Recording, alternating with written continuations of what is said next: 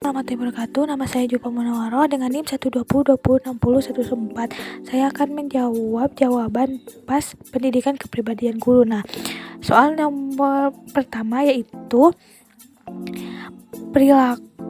perilaku dalam fenomena satu, yaitu tentang Pak Heru. Nah, pertama yaitu perilaku yang dimiliki Pak Heru yaitu taat aturan dan komitmen diri. Nah, aspek kepribadiannya itu memiliki akhlak mulia. Nah, penjelasannya atau alasannya itu mantap dan stabil, yang memiliki konsisten dalam bertindak sesuai norma hukum, norma sosial dan etika yang berlaku, dan bangga sebagai guru. Bisa dilihat dalam fenomena di atas bahwa Pak Heru rela kembali untuk mengambil surat-surat lalu lintasnya karena tidak ingin melanggar lalu lintas. Nah, kedua yaitu perilaku yang dimiliki Pak Heru itu yaitu tegas dalam menilai. Nah, aspek kepribadian yang dimilikinya itu beliau sangat berwibawa karena guru yang disegani sehingga berpengaruh positif terhadap peserta didik, di mana para siswa itu takut kepada Pak Heru jika melakukan atau salah jalan dalam rumusnya. Nah, ketiga yaitu perilaku yang menunjukkan keterbukaan dalam berpikir dan bertindak. Nah, aspek kepribadiannya itu arif dan bijaksana, di mana menampilkan tindakan yang didasarkan pada kemanfaatan peserta didik, sekolah, dan masyarakat. Jawaban untuk soal nomor 2 ya tentang fenomena 2 yaitu tentang cara mengajar Ibu Ijah. Nah, pertama yaitu menurut psikoanalisis. Nah, seperti yang kita tahu, psikoanalisis ini mengacu pada bentuk-bentuk proporsi dan tidak hanya pada teknik terapatik atau metode pengamatan dari mana proporsi tersebut diturunkan. Nah, dalam praktiknya setiap orang bahkan negara pasti mendambakan sistem pendidikan yang baik, seperti tujuan pendidikan nasional kita yang mencerdaskan kehidupan bangsa dan mengembangkan sumber daya manusia Indonesia seutuhnya. Nah, untuk mencapai hal tersebut maka muncullah berbagai macam strategi dalam pendidikan yang dilakukan. Nah, pendidikan dalam hal ini tidak hanya fokus pada intelektual saja, melainkan dampak di luas pendidikan sehari-hari pada tindakan dan tingkah lakunya di masyarakat. Itulah sebabnya teori psikoanalisis ini dalam dunia pendidikan juga mengutamakan kecerdasan emosional dan spiritual. Nah, sehingga dalam mengajarnya Ibu Ijah mencoba mencari strategi baru agar siswanya dapat memenuhi syaratnya, yaitu dalam kecerdasan emosional dan spiritual. Nah, sedangkan yang kedua menurut teori behavioristik. Nah, dalam proses belajar ini mengajar ini yang terpenting adalah seseorang akan dianggap telah belajar ketika sudah menunjukkan perubahan perilaku. Nah, dengan kata lain, input yang berupa stimulus dan output yang berupa respon. Sementara bentuk dari respon berupa reaksi atau tanggapan dari murid atau peserta didik terhadap stimulus yang diberikan oleh guru atau pendidik. Nah, pada penerapannya atau proses belajar mengajar, teori belajar behavioral sangat tergantung dari beberapa aspek, seperti tujuan pembelajaran, karakteristik murid, materi pelajaran, media pembelajaran, dan fasilitas pembelajaran. Begitupun yang dilakukan Ibu Ijah. Nah, mengganti gaya mengajarnya karena berarti ia menanggapi respon siswa, di mana ada siswa yang merasa kurang paham dengan gaya mengajarnya, maka ia dengan sigap langsung mencari cara mengajar lain agar para siswa dapat lebih memahami apa yang ia sampaikan. Nah, terakhir tentang teori fenomenologi. Nah, teori ini menetapkan bahwa setiap orang mempersepsikan dunia dan realistik dengan cara tertentu berdasarkan pengalaman dan interpretasi yang dibuatnya, sehingga ia membangun realitasnya sendiri dari elemen-elemen ini. Nah, interpretasi realitas ini adalah apa yang disebut Roger sebagai bidang fenomenologis. Untuk Roger, kenyataannya adalah persepsi yang dimiliki setiap orang karena tidak mungkin untuk mengamatinya dengan cara lain selain melalui filter pikiran kita sendiri. Dengan demikian, Ibu Ijah secara profesional ia mencari cara untuk memahami dan memperlakukan muridnya harus mulai dari gagasan bahwa untuk memahaminya dia harus memperhitungkan tidak hanya apa yang dia lakukan secara objektif, tapi juga versi subjektifnya, nah dari dunia yang dia miliki, dan bahwa telah membimbingnya bekerja dengan kedua elemen pada saat yang sama dari hubungan antara profesional guru dengan siswanya. Jawaban untuk soal nomor 3 yaitu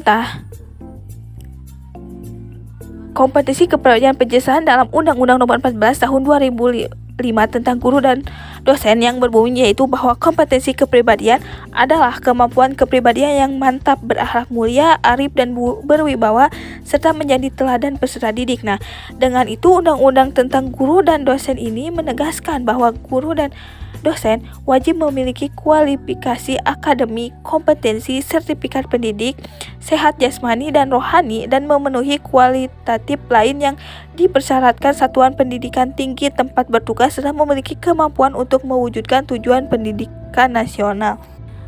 Jawaban soal nomor 4 yaitu tentang analisis tentang kepribadian guru berdasarkan sudut pandang teori barat, Islam, dan Undang-Undang nomor 14 tahun 2015. Nah, sudut pandang menurut teori barat menghadapi tantangan global dalam dunia pendidikan abad 21, seorang pendidik harus mampu menghadirkan pembelajaran yang menarik dan menyenangkan bagi peserta didik. Nah, pendidik harus memiliki kompetensi pedagogi yang matang dengan menguasai teori-teori belajar. Nah, beberapa teori belajar yang harus dikuasai oleh pendidik yakni teori belajar behavioristik, kognitivisme, konstruktivistik, humanistik, dan teori sibernetik. Nah, sedangkan menurut perspektif Islam, pendidikan Islam adalah kemampuan yang harus dimiliki guru dengan kepribadian utama insan kamil agar bisa dijadikan panutan oleh anak-anak didik, sebab kemampuan dan akhlak yang baik dari guru bisa menjadi contoh yang akan digugu dan ditiru. Nah,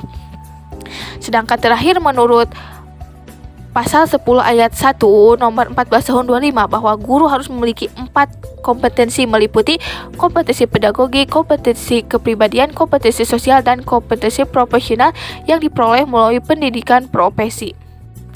Jawaban untuk soal nomor 5 bagian A. Nah, definisi kepribadian guru menurut saya adalah sesuatu hal yang mana apapun jenisnya, caranya, teorinya, atau apapun itu yang terpenting sebagai guru yang utama kita harus mementingkan siswa lebih dulu sebelum apapun itu.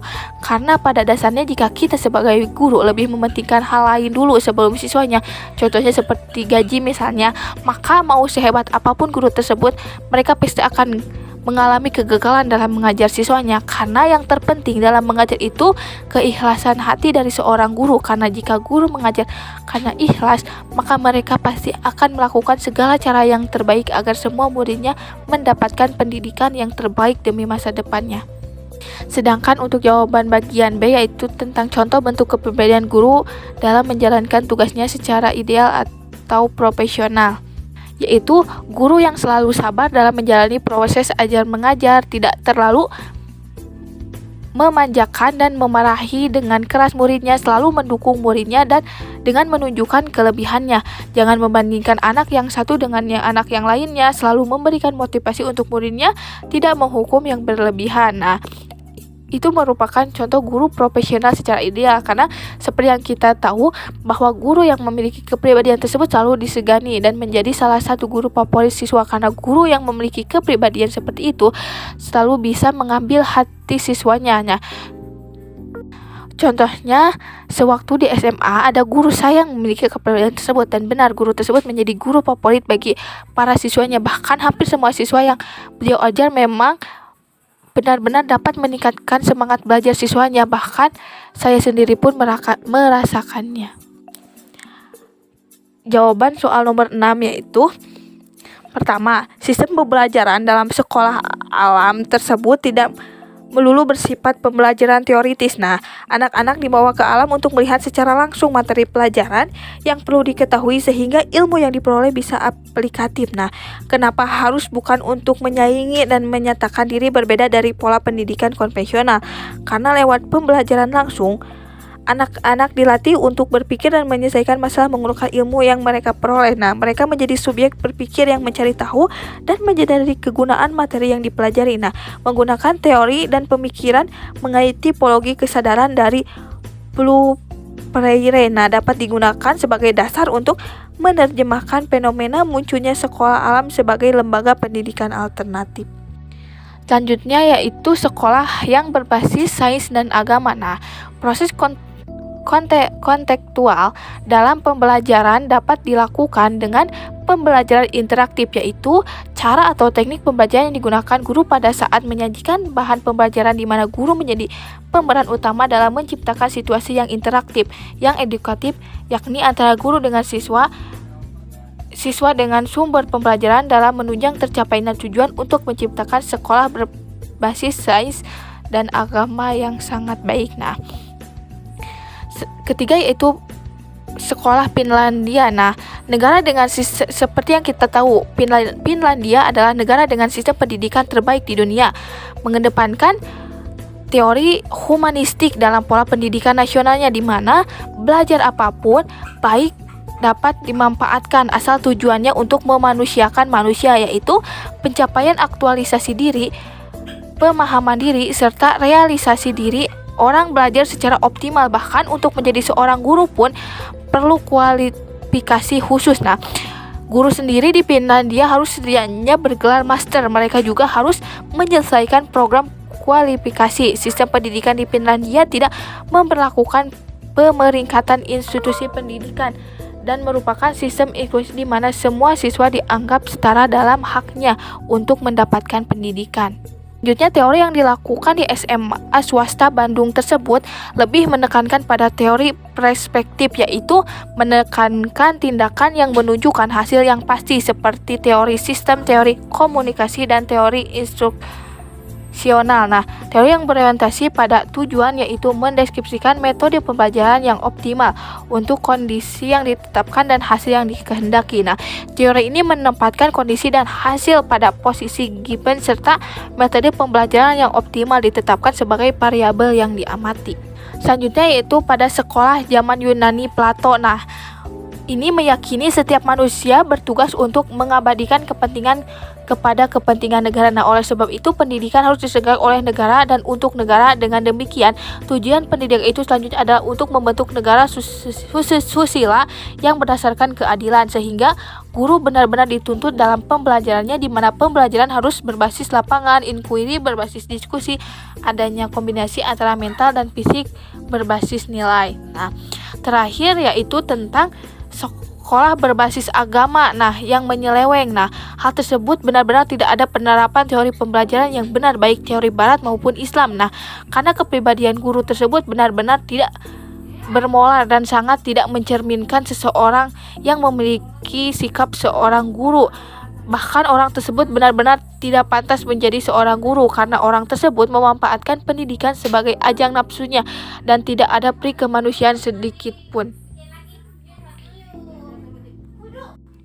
Sekian jawaban pas pendidikan kepribadian guru saya.